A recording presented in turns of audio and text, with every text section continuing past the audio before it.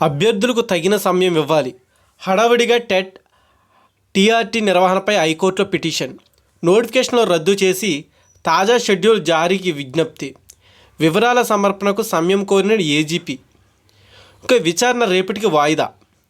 రాష్ట్ర ప్రభుత్వం జారీ చేసిన ఏపీ టెట్, ఏపీ టీఆర్టీ నోటిఫికేషన్లను రద్దు చేసి అభ్యర్థులకు తగినంత సమయం ఉండేలా తాజా షెడ్యూల్ ప్రకటించేలా ఆదేశాలు ఇవ్వాలని కోరుతూ దాఖలైన పిటిషన్పై సోమవారం హైకోర్టు విచారణ జరిపింది. పిటిషనర్ల తరపున సీనియర్ న్యాయవాది బి ఆదినారాయణరావు వాదనలు వినిపిస్తూ ఉపాధ్యాయ అర్హత పరీక్ష టెట్, ఉపాధ్యాయ నియామక పరీక్ష టీఆర్టీల నిర్వహణకు రాష్ట్ర ప్రభుత్వం ఒకేసారి షెడ్యూల్ ప్రకటించిందన్నారు. టెట్లో ఉత్తీర్ణత సాధించిన అభ్యర్థులు మాత్రమే టీఆర్టీలో పాల్గొనేందుకు అర్హులని తెలిపారు. టెట్ ఫలితాలను మార్చి 14న ప్రకటిస్తుండగా ఆ తర్వాతి రోజే టీఆర్టీ నిర్వహిస్తున్నారని, అభ్యర్థులు సిద్ధమయ్యేందుకు తగినంత సమయం ఇవ్వడం లేదని వివరించారు. టెట్కు సైతం ఈ నెల 8న నోటిఫికేషన్ ఇచ్చారని, ఈ నెల 27న పరీక్ష నిర్వహించనున్నారని, పరీక్షకు సిద్ధమయ్యేందుకు అభ్యర్థులకు 19 రోజుల సమయం మాత్రమే ఉందని తెలిపారు. హడావుడిగా ప్రక్రియను ముగించేందుకు ప్రభుత్వం ప్రయత్నిస్తుందని పేర్కొన్నారు. అభ్యర్థులు పరీక్షకు సిద్ధమయ్యేందుకు మరింత సమయం ఇవ్వాలని కోరారు. కాగా గతంలో ఇచ్చిన షెడ్యూల్తో పోలిస్తే ప్రస్తుతం హడావుడిగా పరీక్ష నిర్వహణకు ప్రయత్నిస్తున్నట్లు అర్థమవుతుందని ధర్మాసనం పేర్కొంది. వివరాలు సమర్పించేందుకు సమయం ఇవ్వాలని ప్రభుత్వం తరపున ఏజీపీ అభ్యర్థించగా న్యాయమూర్తి జస్టిస్ గన్నమనేని రామకృష్ణ ప్రసాద్ అంగీకరించారు. వివరాలను రాతపూర్వకంగా సమర్పించాలని ప్రభుత్వ న్యాయవాదిని ఆదేశించారు. విచారణను బుధవారానికి వాయిదా వేశారు.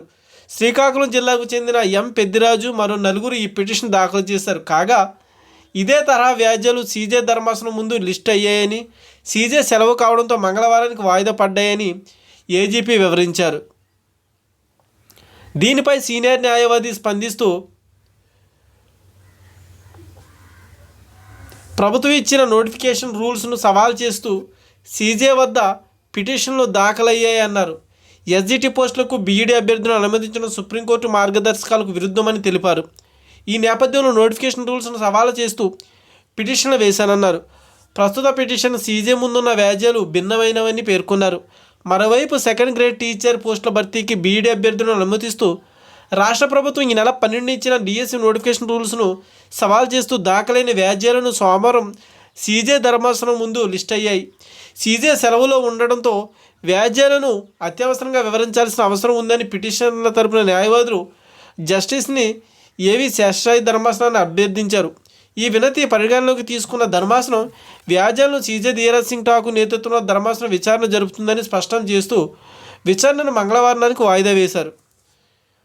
సో ఇది గైస్, అయితే మనకైతే కనుక ఈ డిఎస్సి నోటిఫికేషన్ రద్దు చేయాలని, అలాగే డిఎస్సికి టెట్కి కొంత సమయం ఇవ్వాలని, అలాగే డిఎస్సి దాంట్లో కొన్ని తప్పులు ఉన్నాయని అప్లికేషన్లో, అలాగే డిఎస్సి అభ్యర్థులు ఎస్జిటి పోస్టులకు అర్హత లేదనేసి, అనుమతించకూడదనేసి అయితే రకరకాల పిటిషన్లు అయితే కనుక మనకి హైకోర్టులో అయితే కనుక ఈ యొక్క పిటిషన్లు దాఖలడం అయితే జరిగింది.